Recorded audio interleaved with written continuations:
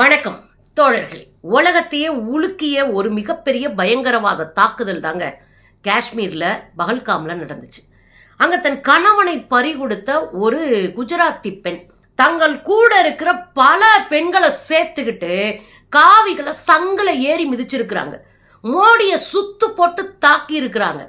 நாக்க புடுங்குற மாதிரி கேள்வி கேட்டிருக்கிறாங்க. இடியா கேள்விகள் இறங்கி இருக்கிறது. பணக்கார விஐபி போனா மேல ஹெலிகாப்டர் பறக்குது, கீழே டஜன் கணக்கில் கார் போகுது. எங்களுக்கு ஒரு முதலுதவி கிடைக்கலங்க. ஒரு போலீஸ் இல்ல, ஒரு மிலிட்ரி இல்ல. மிலிட்ரிக்காரங்கிட்ட போய் கதறோம், வேடிக்கை பார்க்கறானுங்க.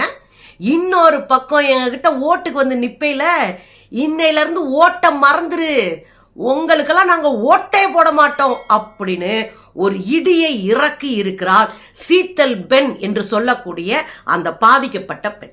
இன்னொரு பக்கம் தன் கணவனை இழந்த மேற்கு வங்க பெண் கையில குழந்தை வச்சிருக்கா. அந்த குழந்தைய புடுங்கிக்கிட்டு மேற்கு வங்காளத்துல பிஜேபியினுடைய எம்எல்ஏ ஒருத்தர் அந்த குழந்தைய புடுங்கி வச்சுட்டு இந்துவான்னு கேட்டு கேட்டு சுட்டானுங்க, இந்துவான்னு கேட்டு கேட்டு சுட்டானுங்கன்னு சொல்லு என்று பொது இடத்துல வச்சு மிரட்டியிருக்காங்க. குழந்தைய புடுங்கி வச்சுட்டு எவ்வளவு அயோக்கியத்தனம்! இவனுங்க தேர்தலில் ஜெயிக்கணுன்றக்காக எதையும் பலி கொடுப்பார்கள், எத்தனை பேரையும் பலி கொடுப்பானுங்க. அந்த கும்பல் தான் இப்போ தொடர்ந்து 4 நாட்களாக இஸ்லாமியர்களுக்கு எதிரான வெறுப்பு பிரச்சாரத்தை வேண்டுமென்றே இந்த கும்பல் கட்டமைக்கிறது. பயங்கரவாதத்துக்கு எதிராக இவங்க பேசல, பயங்கரவாதத்திலிருந்து இந்த நாட்டை காப்பாற்றுவதை குறித்து பேசல, இஸ்லாமிய வெறுப்பு பிரச்சாரத்தை பண்றாங்க. மோடி கிழிச்சிருவாரு அப்படின்னு மோடி துதி பாடுறாங்க. இதுதான் இங்க நடக்குது. இது எவ்வளவு பெரிய அயோக்கியத்தனம்! இது சரியா? இதை நம்ம தட்டி கேட்டோம்னா உடனே சுந்தரவலியை கைது செய்யுங்கன்றேன். நான் தயாரா இருக்கேன், கைது செய்யுங்க. ஏன்னா என் மக்களை பாதுகாக்க வக்கு இருக்காது உங்களுக்கு. எதிர்த்து கேள்வி கேட்டா கைது பண்ணுவீங்கன்னா பண்ணி பாருங்களேன். இல்லை, இன்னொரு விஷயம் என்னன்னா, சொந்த நாட்டில் நின்றுக்கிட்டு இந்தியாவில் நின்றுக்கிட்டு பாகிஸ்தான் கொடியை எரிச்ச ஒரு கூமுட்ட சங்கி அது என்ன பண்ணுது? முர்தாபாத் முர்தாபாத், இந்துஸ்தான் முர்தாபாத் இருக்கு. அப்பனா என்ன அர்த்தம் தெரியுமா? இந்துஸ்தான் ஒழிகன் இருக்கு அந்த பீஸு. அத கூட நின்ன பீஸுங்களும் சேர்ந்து சொல்லியிருக்கு. இந்த மூளையற்ற கும்பலோடு தான் நாம் அரசியல் செய்து கொண்டிருக்கிறோம் தோழர்களே. இவனுங்களோட தான் நம்ம மல்லு கட்டிக்கிட்டு இருக்கிறோம். இதைத்தான் பெரியார் அன்னைக்கே தலையில அடிச்சு சொன்னார். 1000 மானஸ்தர்களோடு போராடி வென்று விடலாம், ஒரு மானங்கெட்ட ஒருத்தனோட போராடி ஜெயிக்கவே முடியாதுன்னு. அதுதான் இங்க நடந்துட்டு இருக்கு. இப்போ ஒன்னொன்னா பார்க்கலாங்க. மேற்கு வங்கத்துல ஒரு கணவனை இழந்த பொண்ணு ஒரு 3 வயது குழந்தைய கையில வச்சிட்டு இருக்கிறா. மிகப்பெரிய துயரம். அவளை போய் பார்க்க போறாரு ஒரு பாஜக எம்பி. அங்க போய் நின்றுகிட்டு எப்படிமா இருக்கீங்க, நல்லா இருக்கீங்களா, நாங்க துணைக்கு இருப்போம், கவலைப்படாதீங்க, இந்த துயரம் மிகப்பெரிய துயரம் தான், நடந்து போச்சு, ஆனா மீண்டும் இப்படி நடக்காம நாங்க பாத்துக்கிறோம். வழக்கம் போல பொய் சொல்லுவீங்களே, அதவே சொல்லிட்டு போயிருக்கலாமே. நாங்க உங்களுக்கு துணை இருப்போம், எந்த உதவியும் நீங்க என்கிட்ட தயங்காம கேளுங்க. இப்படி சொல்றது தானங்க மனுஷத்தன்மை. இதை நம்ம எந்த பொறுப்புலையும் பதவியில இல்லாம நம்ம சொல்லுவோமே. ஆனா அந்த பீஸ் அங்க போய் நின்றுட்டு அந்த அம்மாவை மிரட்டி பிள்ளைய தூக்கி கையில வச்சுட்டு அந்த அம்மா கதறுது, என் பிள்ளைய கொடுங்க, என் பிள்ளைய கொடுங்க, என் பிள்ளைய கொடுங்கன்னு கதறுது. அந்த அம்மா சொல்லு, இந்துவான்னு கேட்டுட்டு தான் சுட்டானுங்கன்னு சொல்லு, இந்துவான்னு கேட்டு தான் சுட்டானுங்கன்னு சொல்லு அப்படின்னு மிரட்டுறானுங்க. அந்த வீடியோவை பாருங்களேன்.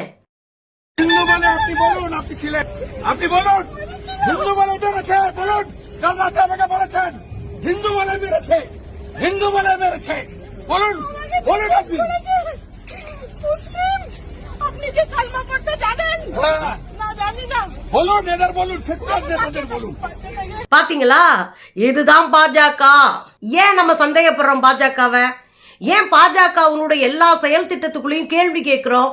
ஏனென்றால் அவர்கள் மக்கள் மீது அக்கறை கொள்ள மாட்டார்கள், இந்த நாட்டின் வளர்ச்சியின் மீது அக்கறை கொள்ள மாட்டார்கள், இந்த நாட்டில் பெண்களின் பாதுகாப்பு குறித்து அக்கறை கொள்ள மாட்டார்கள், இந்த நாட்டில் சாமானிய மக்களின் கல்வியும் கனவையும் குறித்து அக்கறை கொள்ள மாட்டார்கள்.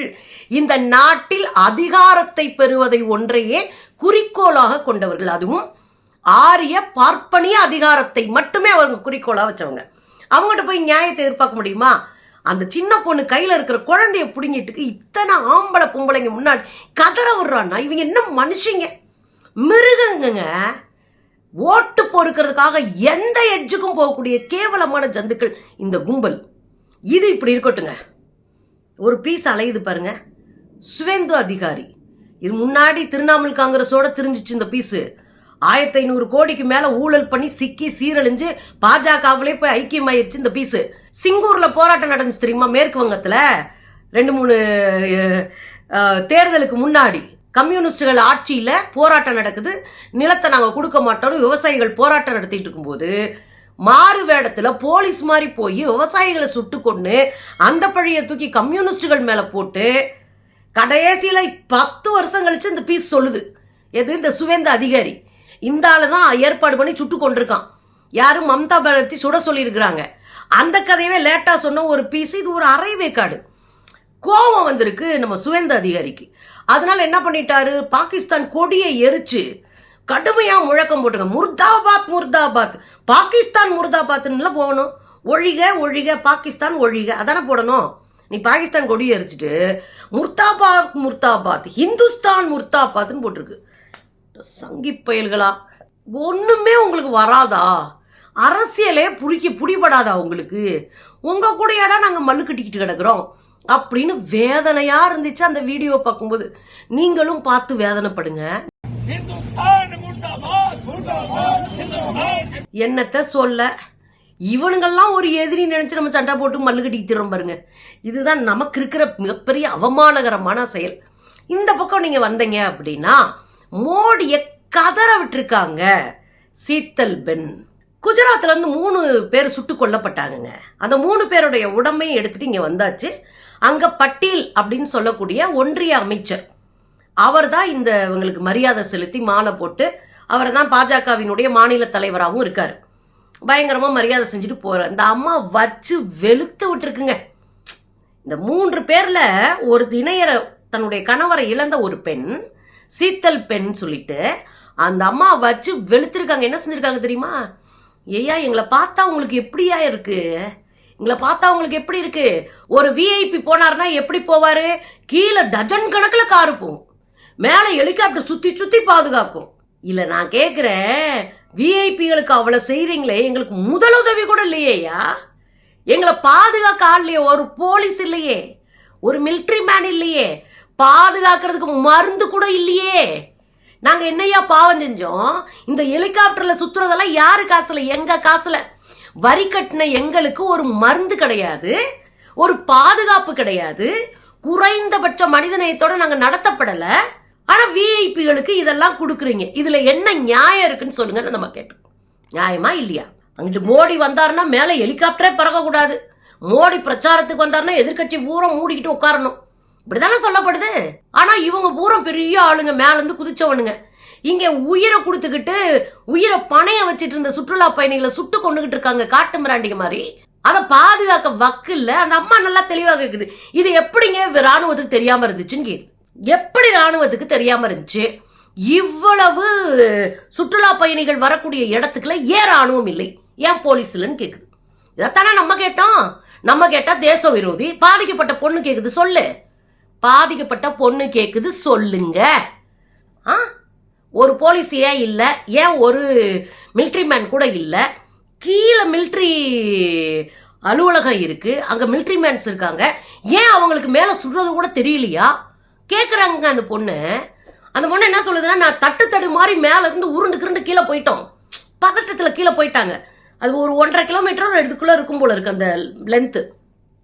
கடன்னு உருண்டு ஓடி எங்கிட்ட போயிட்டாங்க, போய் கதறி இருக்காங்க. அவங்க சொன்னதை அப்படியே ஆனந்த விகடன் எழுதியிருக்காங்க, நீங்க போய் படிச்சு பாருங்க.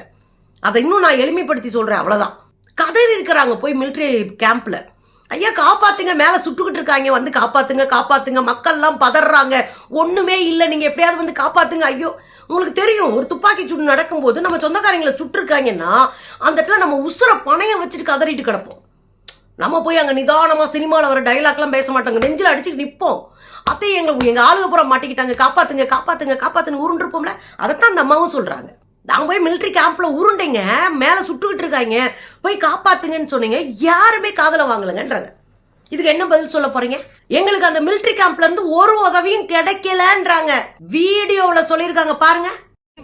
મને પાછો આપો મારે બીજું કઈ ન જોઈએ. આજ પછી કોઈ દિવસ કોઈ વોટ જ નહીં કરતા. જો આપણી ગવર્મેન્ટને પોતાની જ સુવિધા રાખવી છે. તમારા પાછળ કેટલા વીઆઈપી હોય છે, કેટલી ગાડીઓ હોય છે, તમારો જીવ છે. આ ટેક્સ પે કરે છે એનો જીવ નથી. આ છોકરાઓનું શું, આનું ભવિષ્ય શું? આને ડોક્ટર બનાવી છે, આને એન્જિનિયર બનાવો છો, હું કઈ રીતે બનાવીશ? નહીં, મને ન્યાય જોઈએ. મારા છોકરાનું ફ્યુચર ખરાબ ન થવું જોઈએ. આટલા વર્ષની સર્વિસમાં એને ટેક્સ તમે કટ કરીને તમે સેલરી આપો છો ને, અને ઉપર જતા અમે કઈ પણ વસ્તુ ખરીદીએ છીએ, ક્યાંય જઈએ છીએ, ફરીથી ટેક્સ, ટોલ ટેક્સ, બધા ટેક્સ તમે અમારી પાસેથી લ્યો છો. તો મારા ઘરવાળાને જયારે જરૂર હતી ત્યારે કોઈ ફેસિલિટી નથી મળી. મને એનો ન્યાય જોઈએ. તમે લોકો અહીંયા જ રહ્યો, તમે કહો મને કે તમે શું કરશો એના માટે. આ એક નહીં, આના જેવા જેટલા ભાઈઓ બધા નિર્દોષ હતા, બધાને આવડા છોકરા. ஒரு உதவியும் கிடைக்கலன்னு இந்த அம்மா சொல்லியிருக்கு. இதுக்கு என்ன பதில் சொல்ல போறாரு மோடி? அதுல இந்த அம்மா கேக்குது, ஏங்க எங்க பார்த்தாலும் ராணுவமா நிக்கிறாங்களே, இங்க 2000 பேருக்கு மேல இருக்கிற இடத்துல ஏன் ராணுவத்தினர் இல்லைன்னு கேக்குறாங்க. சுற்றுலா தலம் முழுக்க ராணுவத்தினர் தான் இருப்பாங்க, தெருவுக்கு 10 பேர் நிப்பாங்க. ஏன் இவ்வளவு 1000 பேர் கூடி இருக்கிற இந்த இடத்துல இல்லைன்னு அந்த அம்மா கேக்குது. பதில் சொல்லுங்க. இன்னொரு கேள்வி, நாக்கப்படுங்கிற கேள்வி கேட்டிருக்கிறாங்க. நிலைமை மோசமா இருக்குல்ல, அங்க தீவிரவாதிகளுடைய அச்சுறுத்தல் இருக்குல்ல, அப்புறம் எதுக்கு நீ எங்களை அங்க விட்ட? நியாயமான கேள்வி தானே. பாலாறும் தேனாறுன்னு ஓடி ஏமாத்தி தானே மக்களை டூரிஸ்டுக்கு அங்கே வர வச்சிங்க. அங்கே பாலாறும் தேனாறும் ஓடுதான் பார்க்க வந்த மக்களை தானே சுட்டு கொண்டீங்க. இதைத்தானே எனக்கு திரும்ப கேட்டார். ஏன் அங்கே அமைதி நிலைமை திரும்பிருச்சுன்னு சொன்னதுனால தானே மக்கள் வந்தாங்க, இன்னைக்கு அவங்கள கொண்டுட்டாங்களேன்னு கேட்டதுக்கு அவர் தேச துரோகி. இதை கேட்டால் சுந்தரவல்லி ஆன்டி இண்டியனு, என் மேலே கேஸ் கொடுக்குறது. என்ன கேட்டிருக்கு பாதிக்கப்பட்ட பொண்ணு? பதில் சொல்லுங்க. நிலைமை மோசமாக இருக்குன்னா எதுக்கு எங்களை வர சொன்னீங்க? எங்களை ஏன் தடுத்திருக்கலாமே, நீங்க வராதீங்கன்னு சொல்லியிருக்கலாமே. ஏன் அதை அரசு சொல்லலன்னு கேக்குது. நியாயமான கேள்வி, பதில் சொல்லுங்க. என் வீட்டோடைய தூணுங்க, என் ஆதாரமே அவர் தாங்க, என் பலமே அவர் தாங்க, அவரே போயிட்டாருங்க, நான் எப்படிங்க வாழ்வேன்னு அந்த பிள்ளை கேட்குது. ரொம்ப துயரமா இருந்துச்சு. தைரியமான பெண்ணா இருக்கு. நம்ம நாட்டு பொம்பளை பிள்ளைங்க ஒன்றும் தைரியம் இல்லாத பிள்ளைங்களாம் இல்லை. தைரியமாக நின்று அதிகாரத்தை எடுத்து கேள்வி கேட்குது.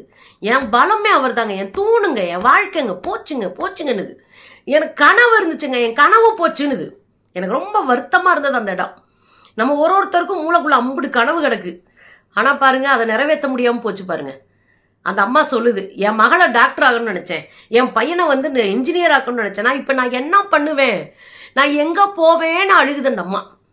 எவ்வளவு கடுமையான ஒரு சூழல். இதில் கொஞ்சம் கூட அவங்களுக்கு சப்போர்ட்டிவாக இல்லாமல் இங்கே நின்றுக்கிட்டு இந்து முஸ்லீம்னு உருட்டிக்கிட்டு திடுறீங்களே, கூச்ச நாச்சம் இல்லாமல். அதில் கடைசி அந்த அம்மா மனசுக்குள்ளேருந்து ஒரு கேள்வி கேட்டாங்க. நாங்கள் சம்பாரிச்சதில், என் புருஷன் சம்பாரிச்சதில் நீங்கள் வரி எடுத்தீங்க, நாங்கள் டூர் வந்த போது கூட அதில் வரி எடுத்தீங்க. என் புருஷன் சம்பாரிச்சதில் வரி எடுத்தீங்க, நாங்கள் டூர் வரும்போது கூட அதுக்கும் வரி கட்டணும். இப்படி எங்ககிட்ட இருந்த எல்லாத்தையும் பிடுங்கிட்டு எங்களுக்கு உதவின்னு தேவைப்படுற நேரம் உதவவே இல்லாமல் விட்டீங்களே நீங்க. அப்போ உங்க ஆளுகளுக்கு தான் நீங்க உதவுவீங்கன்னா உங்களுக்கு என்ன ஓட்டு போடணும்னு கேக்குது. அதுதான் பாயிண்டே. ஓட்டு பொறுக்க தானே இந்த ஆட்டம் ஆடுனீங்க, ஓட்டு பொறுக்க தானே இந்து முஸ்லீம் கலவரமா மாத்த ட்ரை பண்றீங்க, ஓட்டு பொறுக்கிறதுக்காக தானே இவ்வளோ டிராமா பண்றீங்க. ஒரு நாட்டை பாதுகாக்க வக்கில் டிராமா பண்ணிட்டு இருக்கீங்க. அதான் அந்த அம்மா கேக்குது. எங்களை உங்களால காப்பாற்ற முடியலங்க, உங்க ஆளுகளை உங்களால ஈஸியா காப்பாத்திர முடியுது, உங்க ஆளுகளை மட்டும் தான் நீங்க காப்பாத்துவீங்கன்னா நான் ஏன்டா உனக்கு ஓட்டு போடணும்னு கேக்குது. பதில் சொல்லுங்க. அவங்க ஏன் ஓட்டு போடணும்னு கேக்குறாங்க. இத்தனை முறை உங்களுக்கு ஓட்டு போட்ட ஒரு பெண் மனசு நொந்து போய், வாழ வழியத்து போய், கனவெல்லாம் நொறுங்கி போய், பிள்ளைக்குட்டி என்ன செய்ய போயிருன்ற அச்சத்துல மனசுல வேதனையை சுமந்துட்டு கேள்வி கேட்கிறா. பதில் சொல்லுங்க. நாங்க கேட்டாதான் கம்யூனிஸ்ட்காரங்க கேட்டுக்கிட்டோம், நாங்க கேட்டாதான் வம்புக்கு கேட்கிறோம். பாதிக்கப்பட்ட பொண்ணு கேட்கிறா மிஸ்டர் மோடி, பதில் சொல்லுங்க.